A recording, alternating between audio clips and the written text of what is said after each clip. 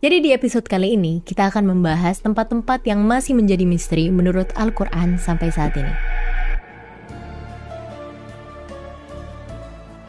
Yang pertama adalah Telaga Ainul Hayat. Jadi katanya kalau ada orang yang berhasil minum walaupun hanya seteguk air dari telaga ini, orang itu akan dijaga sama Allah Subhanahu wa Ta'ala supaya dia nggak meninggal sampai hari kiamat nanti. Sayangnya mata air Ainul Hayat ini masih belum ditemukan posisinya. Banyak yang bilang kalau lokasinya itu ada di Pulau Bermuda. Oh ya, tentang telaga Ainul Hayat udah disebutkan di Quran surat Al-Kahfi ayat 83 sampai 101. Tahu nggak kalau banyak ulama yang berpendapat kalau Nabi Khidir alaihissalam masih hidup sampai saat ini. Ini karena beliau meminum air dari telaga Ainul Hayat.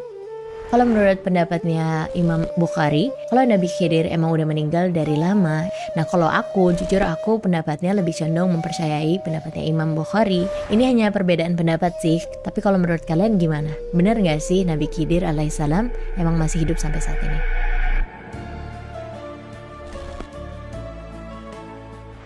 Yang selanjutnya adalah Pulau Socotra atau Pulau Dajjal. Socotra ini letaknya ada di Samudra Hindia. Jadi Pulau Socotra ini konon katanya menjadi tempat tinggalnya Dajjal dari dulu sampai saat ini. Karena tahu nggak kamu, pas orang-orang datang ke Pulau Socotra, di sana tuh banyak banget flora yang berbeda dari tempat lain. Jadi 1/3 dari flora yang ada di Pulau Socotra itu tempatnya bener-bener beda banget kondisinya sama tempat-tempat yang kita tahu. Gak hanya itu, binatangnya juga banyak yang rare di sana. Banyak binatang yang jarang kita lihat di tempat yang kita ketahui, tapi ada di Pulau Socotra itu. Ina tahu kan, di zamannya Rasulullah itu pernah ada orang yang bertemu dengan Dajjal, yaitu Tamim Ad-Dari. Ada sekelompok orang yang sedang berlayar di lautan. Setelah terombang-ambing selama 1 bulan lamanya, mereka akhirnya terdampar di sebuah pulau.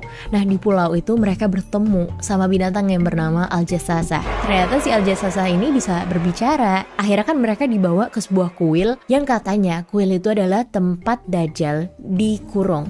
Ini semakin mendukung kepercayaan kalau misalnya emang ada pulau di dunia ini, di sana adalah tempatnya Dajjal dikurung.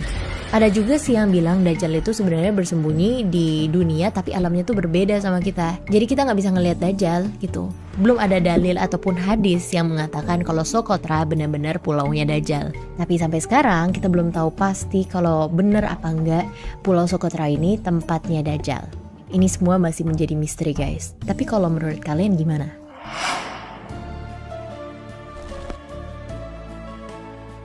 Yang terakhir kita bakalan bahas sumur Barhut. Jadi sumur ini katanya bukan dibikin sama manusia nah.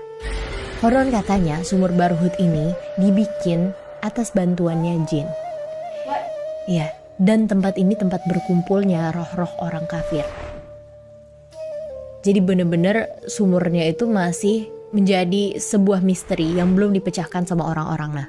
Ina tahu nggak kalau kata Rasulullah Shallallahu Alaihi Wasallam, sumur ini adalah mata air yang paling buruk di bumi. Dijelaskan dalam kitab Al-Mu'jam Al-Kabir Imam Tobroni, Rasulullah Shallallahu Alaihi Wasallam pernah mengabarkan akan keadaan sumur ini dengan sabdanya, sebaik-baiknya air di atas permukaan bumi ini adalah air Zam-Zam karena di dalamnya mengandung zat yang dapat mengenyangkan dan obat dari sebuah penyakit.